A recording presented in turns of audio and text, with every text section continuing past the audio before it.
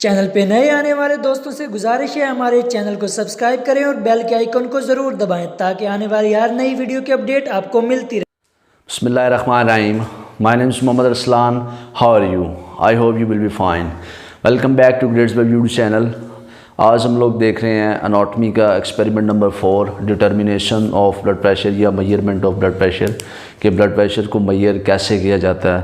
तो first of all पहले की तरह आज भी इस प्रैक्टिकल के अंदर भी जो मेन चीज़ होंगी वो इसकी हेडिंग्स होंगी और अरेंजमेंट होगी कि आप इसको किस तरह से लिखेंगे। सबसे पहले इंट्रोडक्शन देंगे आप लोग, ब्लड प्रेशर है क्या तो डिफ़ाइन करेंगे, और उसके बाद इसकी रिक्वायरमेंट्स लिखेंगे यानी कि ऑपरेटर्स लिखेंगे, एंड थर्ड वन इसका procedure, fourth one precautions, and fifth one जो है उसका रिज़ल्ट आप जो है वो शो ऑफ करेंगे। सो फाइनली इंट्रोडक्शन के जो ब्लड प्रेशर है वो है क्या। ब्लड प्रेशर वो फोर्स है, ये ऐसी फोर्स है जो ब्लड फ्लोइंग बहने के दौरान जो है वो ऐसा प्रेशर लगाता है ब्लड वेसल्स के ऊपर। मैं आपको इसकी अभी एक प्रॉपर डेफिनेशंस भी बताता हूँ। Blood pressure is a force that blood exerting on the wall of the blood vessels, यानी कि ब्लड प्रेशर वो फोर्स है जो खून बहता हुआ खून की नालियों की दीवारों के ऊपर लगाता है, उसको आप लोग ब्लड प्रेशर बोलते हैं। अब ब्लड प्रेशर जो है वो सिस्टोलिक और डायासिस्टोलिक ये होता है। सिस्टोलिक एक हमारे बड़ा कॉमन वर्ड यूज़ किया जाता है, ऊपर वाला ब्लड प्रेशर, और डायस्टोलिक नीचे वाला ब्लड प्रेशर। सो इससे हट के मैं आप लोगों को बताता हूँ, ये मेडिकल टर्म्स नहीं है ऊपर वाला या नीचे वाला। सिस्टोलिक ब्लड प्रेशर वो प्रेशर है जब हार्ट के निचले दो खाने, यानी कि अगर मैं इस तरह हार्ट को ड्रा करूँ तो हार्ट के जो निचले दो खाने हैं उन्हें वेंट्रिकल्स बोला जाता है, और वेंट्रिकल्स लेफ़्ट वेंट्रिकल से जो है वो अयोटा जो आर्टरी है इसमें ब्लड जो है वो बहता है, ज़ोर लगाता है। मतलब बताने का ये एट्रिया नीचे वाले इकट्ठे कॉन्ट्रैक्ट करते हैं और जो वेंट्रिकल्स हैं वो इकट्ठे कॉन्ट्रैक्ट करते हैं। वेंट्रिकल नीचे वाले हैं, एट्रिया ऊपर वाले। तो systolic blood pressure is a maximum blood pressure when the blood flowing in arteries during ventricular contraction, के जब वेंट्रिकुलर कॉन्ट्रैक्ट करेंगे तो खून एक मैक्सिमम प्रेशर के साथ आर्टरीज में गुजरेगा और वो प्रेशर लगाएगा ब्लड वेसल्स के ऊपर या फिर आर्टरीज के ऊपर। इसका जो एवरेज है नॉर्मल वैल्यू है 120 mmHg। mm stand for millimetre, और Hg जो साइन है ये मरकरी का है, क्योंकि जो सबसे बेहतर रिज़ल्ट ब्लड प्रेशर में जो चीज़ प्रोवाइड करती है वो जो है मरकरी मैनोमीटर जो है वो प्रोवाइड करता है। ब्लड बीपी अपरेटस हम लोग एक वर्ड यूज़ करते हैं, बीपी अपरेटस के लिए जो टर्म यूज़ होती है उसको स्फिग्मो मैनोमीटर भी कहा जाता है। लेकिन जो सबसे इसकी ना टाइप्स हैं, ये डिजिटल है, एनारॉयड है, मरकरी है। जो डिजिटल है उसमें प्रॉपर जो है वो मैथमेटिकल्स वो लिखा हुआ आएगा कि 120/80 है, और जो एनारॉयड है उसमें सुई लगी हुई होगी, जैसे घड़ी की सुई होती है, उससे पता चलेगा। And third one is a mercury manometer, जो सबसे बेस्ट है, जिसका रिज़ल्ट सबसे ऑथेंटिक है, क्योंकि उस बीपी अपरेटस के अंदर मरकरी का पारा होता है जो डिटेक्शन देता है कि हाँ ब्लड प्रेशर कितना है। सो डायसिस्टोलिक ब्लड प्रेशर ऐसा ब्लड प्रेशर होगा जो खून का सबसे लोएस्ट पॉइंट होगा ब्लड वेसल्स के ऊपर जो है ज़ोर लगाते हुए। ये उस वक़्त होगा जब वेंट्रिकल जो हैं डायलेट हो रहे होंगे, फैल रहे होंगे, और जो एट्रिया है ऊपर वाले दो हैं, इन दोनों को इकट्ठा एट्रिया बोला जाता है, ये कॉन्स्ट्रिक्ट होंगे। तो उस दौरान जो प्रेशर लग रहा होगा खून का वो कम से कम प्रेशर होता है, वो डायस्टोल कंसीडर किया जाता है, और इसकी जो नॉर्मल वैल्यू है वो 80 mmHg इसकी वैल्यू होगी। वाइवा में भी पूछ सकते हैं आपसे what is diastole, what is systole. Systole को डिफ़ाइन करें, डायस्टोल को करें, इनकी नॉर्मल वैल्यूज़ बताएं। मेरे इंट्रोडक्शन के बाद आते हैं जो अपरेटस के कौन कौन सी चीज़ें हैं जो इस बीपी अपरेटस या ब्लड प्रेशर चेक करते हुए यूज़ करते हैं। सिंपल है, स्कैथ्रोस्कोप है, स्फिग्मोमैनोमीटर, ये बीपी अपरेटस को ही बोला जाता है। और ये उसके बाद जो हमने लिखा है मरकरी मैनोमीटर, इसका मतलब ये है कि हम मरकरी वाला ब्लड जो है बीपी अपरेटस उसको यूज़ कर रहे हैं। और रिक्वायरमेंट्स के बाद या अपरेटस के बाद आ रहा है प्रोसीजर। अब प्रोसीजर जो है ये लिखने की, मैं आपको इसको लिख के तो नहीं बता सकता, लेकिन मैं इसको एक प्रैक्टिकल शेप में ज़रूर आपको बता सकता हूँ कि बीपी अपरेटस का एक कफ़ होता है। उस कफ़ को आप अपनी जो ह्यूमरस हड्डी का हिस्सा है, इस हिस्से में आप इसको टाइटली जो है वो बांधेंगे। बांधने के बाद उसका एक पंप होगा, उसके थ्रू आप उसमें उसका स्क्रू थोड़ा सा ढीला करके उसमें आप जो है वो पंप करना शुरू करेंगे, हवा को भरना शुरू करेंगे। और जो कलाई है, एल्बो है, मतलब कि जो इसका फ्रंट हिस्सा है, जो एल्बो जॉइंट्स बन रहा है, यहाँ पे एक आर्टरी होती है जिसका नाम है ब्रेकियल आर्टरी।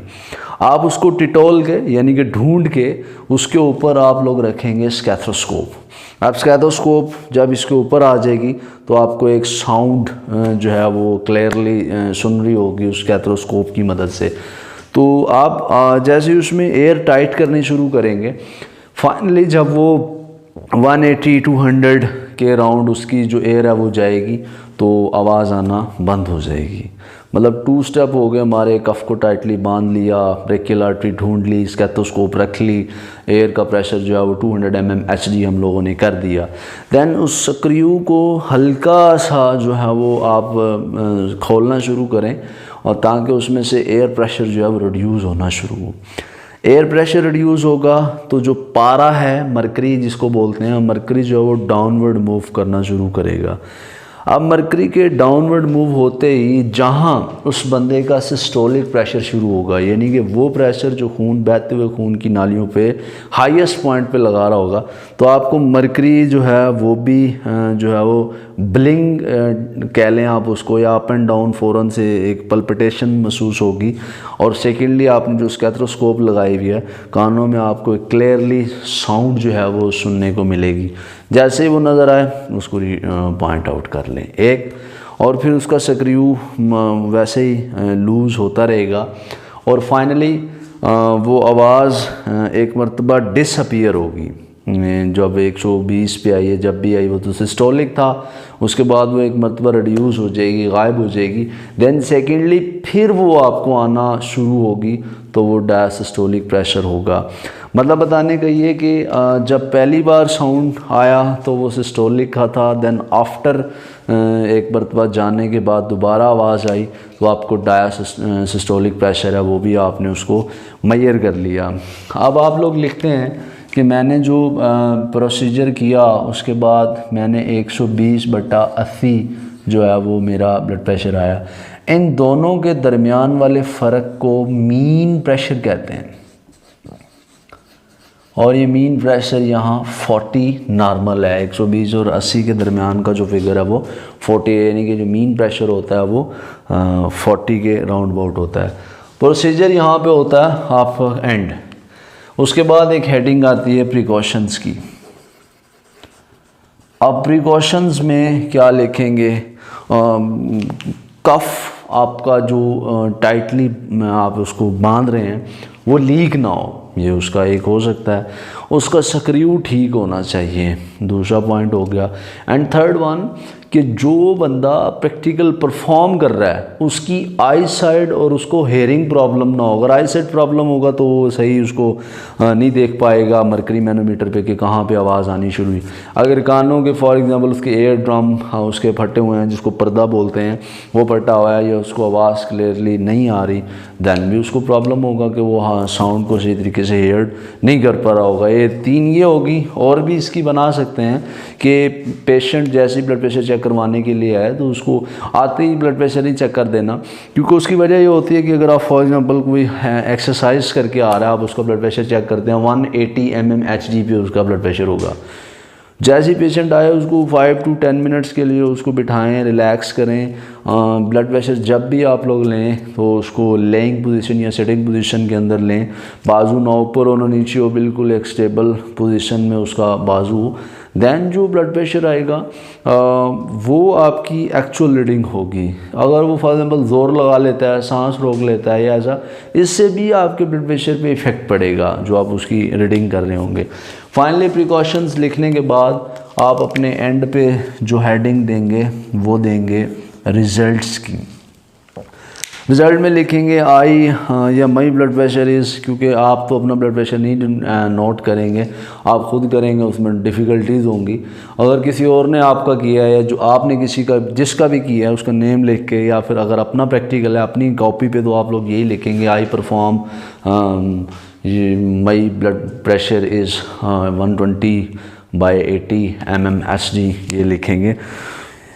इसका जो ब्लड प्रेशर का प्रैक्टिकल है ये भी पेपर्स में रिपीट होता है और ये काफ़ी इम्पोर्टेंट प्रैक्टिकल कंसिडर किया जाता है। इसका आपसे प्रैक्टिकल वैसे भी करवा सकते हैं, आपको एग्जामिनर बुला के आपसे पूछ सकता है कि आप ये हमें परफॉर्म करके दिखाएं, ब्रेकियल आर्टरी कहाँ है। आप देखें ब्रेकियल यहाँ है, रेडियल यहाँ है, जो कलाई में गुजर रही है रेडियस हड्डी के पास वो रेडियल है, और जो यहाँ से आ रही है आपकी उमरस हड्डी और एल्बो जॉइंट्स में पड़ी है वो ब्रेकियल आर्टरी है। आई होप कि आप लोगों को इस पूरे जो ब्लड प्रेशर का प्रैक्टिकल है इसकी बड़ी क्लियरली समझ आ गई होगी। तो हमारे चैनल्स को अपने तमाम जो फार्मेसी के स्टूडेंट्स हैं, असिस्टेंट टेक्नीशियंस, इनके साथ आप इसको शेयर कीजिए। तब तक के लिए अल्लाह हाफिज़। Thank you very much for watching.